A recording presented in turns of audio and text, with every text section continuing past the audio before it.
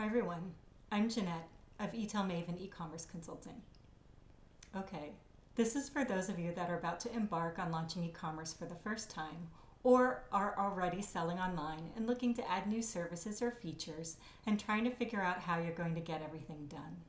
Do you try to tackle it all with your team of one? Perhaps you're afraid you have to hire more people, but you can't afford it yet. If your current team is already working full-time, then layering on more will not be sustainable, and it will result in those bad decisions where you have to choose between multiple negative impacts to your business. For instance, imagine there was a platform update that was buggy, and a rollback to previous code removed your homepage creative. And you don't have a backup because your hard drive crashed last week. So until you can make and upload new creative, you have a blank homepage. Yet at the same time, checkout just stopped working for everything except PayPal, which happens to be only 5% of your orders. So 95% of your customers can't check out. What a nightmare. If you have a team of one, whether it's you yourself or the person running e-commerce for you, then you have to pick the lesser of two evils and tackle one while the other continues to negatively impact your business. Okay. Thankfully, no one I know has ever experienced that actual nightmare scenario. So, let me give you a real-life example I have had the non-pleasure of being part of. Imagine you have one person handling your customer service calls and emails. One person. Yet your posted customer service available hours are Monday through Friday, 9 to 5. What do you think happens when this one person needs to go to the bathroom? Or take lunch? Or go on a vacation? Or is sick? We call this a single point of failure.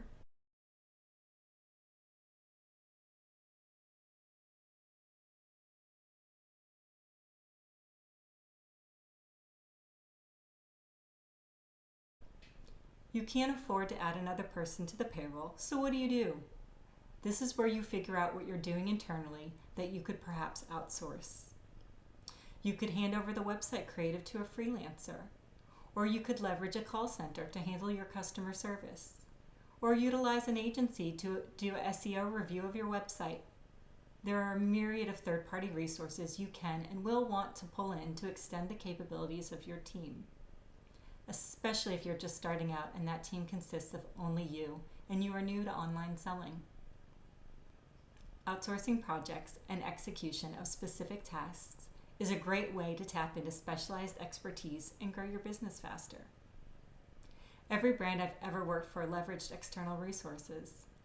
Only the big retailers I've worked for, like Macy's or Victoria's Secret, strive to build internal armies to tackle everything in-house. Not sure if you heard, but Macy's laid off a whole slew of their e-commerce teams, even before the coronavirus darkened their doorstep. It's not always the most efficient to try to do everything yourself, as it can slow you down.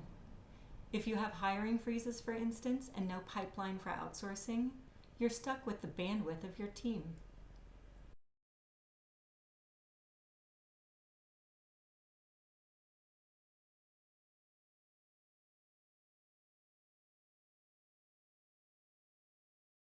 So don't be afraid to outsource where it makes sense. Leverage the deep knowledge of specialists to round out your team. But be sure to always get a written contract. Doesn't matter if your external resources is BFFs with your brother or even your own brother for that matter.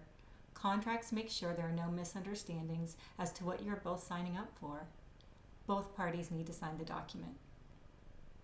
There are various components to a contract in this industry, and they are dependent upon the type of resource and what they are executing for you. Some are simply agreements that outline what will be done, what the cost will be, how long the agreement is valid for, and all the legal language to protect both parties' interests. Some include a SOW, which stands for Statement of Work, and goes into much more detail on the specifics of what will be done.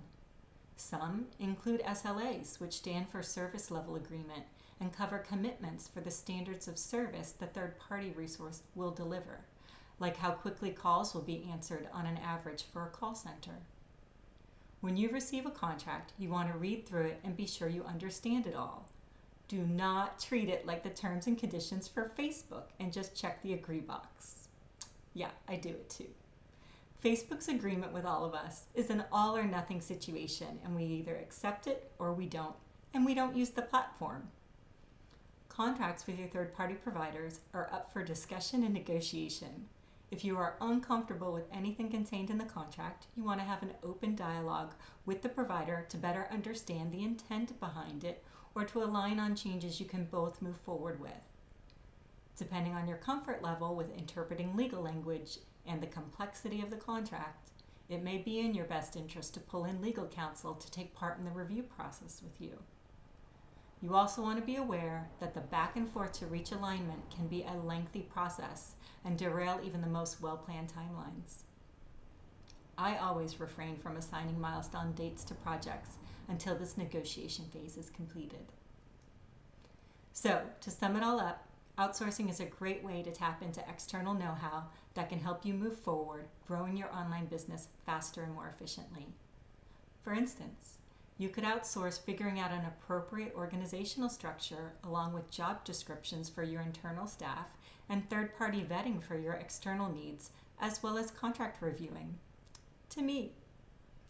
While you focus on running your day-to-day business, bringing in the revenue. If this sounds like a need you may have, just email me at Jeanette@eTailMaven.com and let's set up a time to chat. Follow this page for more e-commerce words of wisdom, as I will keep posting during quarantine. If you have an e-commerce topic you wish I would cover, please add it to the comments below for me to consider. Stay healthy, folks.